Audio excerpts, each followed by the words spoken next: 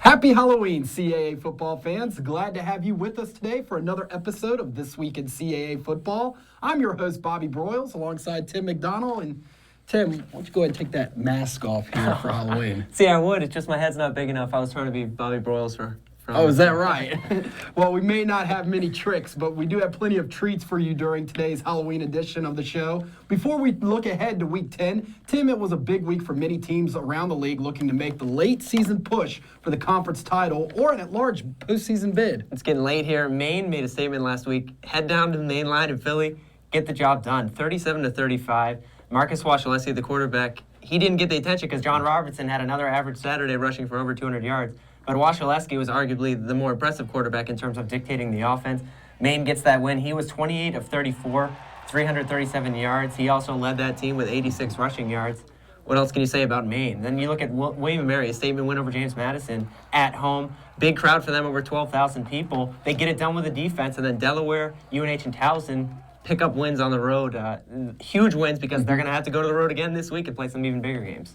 As we look at the updated CA football standings, Tim, we've got Maine in sole possession of the top spot with Towson, New Hampshire, and Delaware a game back.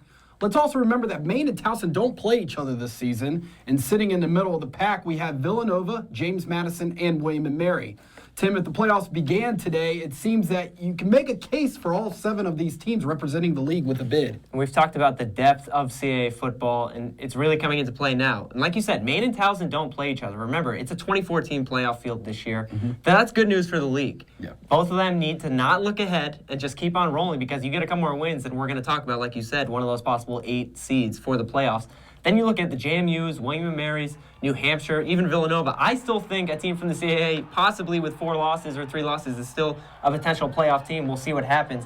But like you said, it's really going to be some beat-up action here because JMU, William & Mary, UNH, all those teams, Delaware, they're playing each other this week. Maine and Towson right now cannot look ahead. In Week 10, there's a lot of great matchups that we're going to see people start shaping up for the playoffs.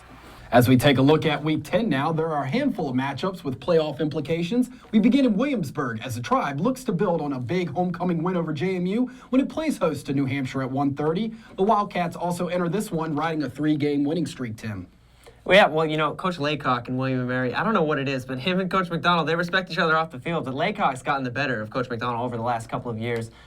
What's the first win for this New Hampshire team versus William & Mary under Sean McDonald? Was last year. Look at that win. They didn't play great offensively, and in the past, New Hampshire's really struggled against William & Mary. It's like William & Mary always has New Hampshire planned out.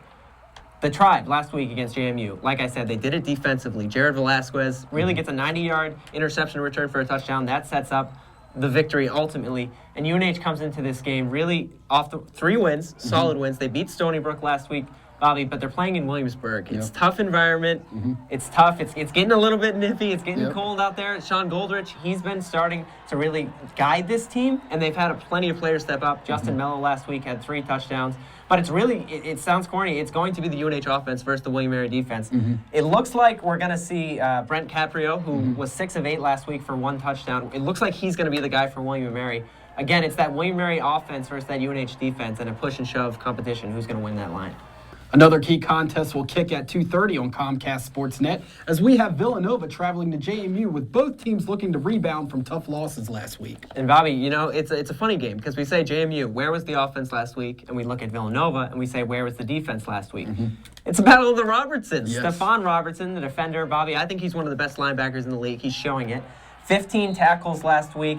5 for loss, a sack, and a forced fumble, and a pass breakup. He'll also babysit your kid after the game if you want about it. But honestly, you look at this JMU team. Mickey Matthews said it best. They played defensively well enough to win that game. Offensively, it was a question of another time we didn't see this team show up. And that's been a consistent theme sometimes, which is dangerous for this JMU team. Villanova, John Robertson, 4 rushing touchdowns. It's becoming a normal Saturday.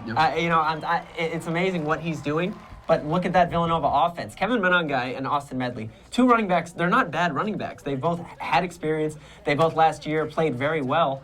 Someone needs to say, I'm going to step up and I'm going to take the load away from Robertson because right now that's all that teams are focusing on. And if I'm this Villanova D, I'm saying, what happens to us? We're the last in passing in the CA, 7th in total defense. Someone needs to just step up and stop the bleeding right now for this team. It's going to be a battle of the Robertsons. JMU's playing at Bridgeforth, which is, of course, great for them. Well, out of market, viewers can catch a simulcast of the showdown between the Wildcats and the Dukes on CAA.TV. Then at 7 o'clock, two rivals will collide as Delaware makes the quick trip to Towson. The Blue Hens are in great position to really make a statement here on the road, Tim. I don't know about you, but Coach Brock has this Delaware team playing with some confidence. They come off the open week, Bobby. What do? They go to Rhode Island, get their first road win of the season. And where are they this week? Oh, Towson, right down the road. You know, over the last couple of years, I like this game. It's turning to a new rivalry. You know, kind of a little bit chippy. I think we could see a couple of 15-yard penalties. You know, not to put badly of the game, but it's going to be a little bit chippy. Yep. 2 years ago in Towson in the snow, it got a little chippy. Yes. I think Delaware. You know, people forget about this team right now. They only have 2 losses. They picked up the first road win last week. How about their running backs last week? I should say Andrew Pierce, 117 yards, 3 touchdowns. He got his mojo back. Michael Johnson, he's really turned into a running threat. How about both of them had over 70-yard runs last week? That's the second time in program history. And then Towson, Mr. Terrence West. It's like we're playing Madden in the backyard. I don't know what's going on. 23 touchdowns already. That Tigers defense really, it seems like every week they come up with either an interception return or a fumble return. There's some big dudes on that team too. So I think this is going to be a great matchup. Towson's playing at home. Delaware's on the road, but Delaware still has a lot to prove. And Towson, you can't look ahead. After last week's pivotal road win over league preseason favorite Villanova, Maine will look to remain unbeaten in conference play when it welcomes Stony Brook to Alphon Stadium for a 12:30 matinee on Saturday. In Maine, when's the last time you saw a CAA team that was 7-1, okay? Their only loss was to FBS Northwestern, or an FBS team in general, and now they're not even in the top 10 for the coaches poll, just inside the top 10 of the FCS TSN poll. I don't know what it is. People just don't respect this Maine team. You know what? Black Bears are okay with that. Yep, they don't care. You know, have you ever seen little hype about a 7-1 team in the CAA? I haven't. Maine looks to stay perfect in league play. They really control their own destiny. I think that's obvious. Can they stay on top of their game after that win at Villanova? Washaleski, I mean, he's a great quarterback, but the things impress me with this Maine offense, and we've said it before, they have so many weapons. Perillo, the tight end, Altman, and it's guys who maybe might not make SportsCenter top 10 plays every night, but they're going to get the job done, and they're going to be capable. Stony Brook last week versus New Hampshire. It was a bad game for them in terms of momentum and moving forward, but they really weren't out of it until the third quarter. They talked about last week, some of the players talked about a couple of plays, a couple of tackles, a couple of drop passes, and they're right back in that game. I think Stony Brook making little plays, and this could be a competitive game. Richmond will remain at home again this week for a 4 o'clock kick against the Albany squad fresh off its open week. Both programs in the hunt for their first conference win, Tim. And Richmond's lost 4 straight. Albany has lost 6 straight. What else can you say? These teams just need to get back to their winning ways. Richmond, we've seen them rely on the pass a lot. That's what you're going to look for if you're Albany. You have to stop the pass. Albany, Coach Ford talked about it, their legendary coach. What else do they have to prove this season? Only a couple of games remain, 4 weeks left.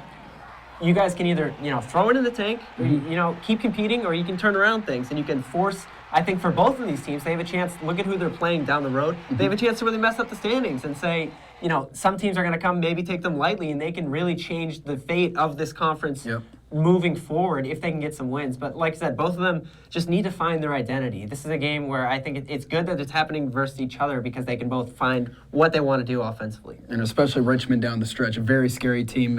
Except for last week, they lost so many close games. And you don't want to prepare for a passing attack like that. It's a lot of issues.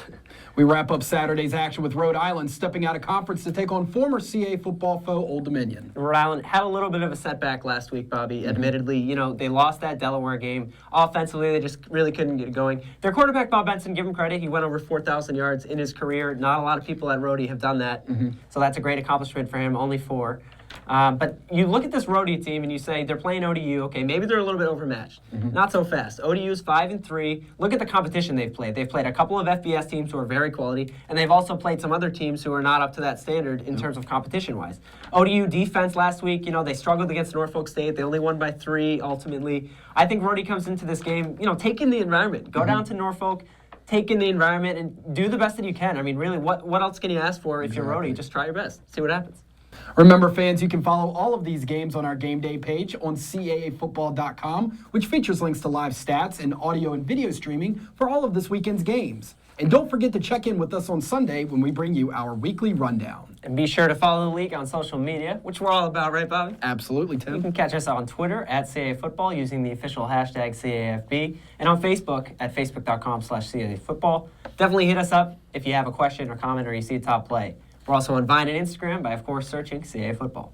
Last week, CAA football was at Stony Brook for the matchup between the Seawolves and the New Hampshire Wildcats. If you haven't watched our Going Deep feature on Stony Brook's Joey Feminella, you need to check it out now on caafootball.wordpress.com or caa.tv, along with interviews, highlights, and even a campus tour. And we'll be on campus again this Saturday, sending Bobby and Zach Burris to Towson to check out the top 10 Tigers. You can stay tuned to our Everyday is Saturday blog for interviews, highlights, and our Going Deep feature on Towson. That will bring you next Tuesday morning.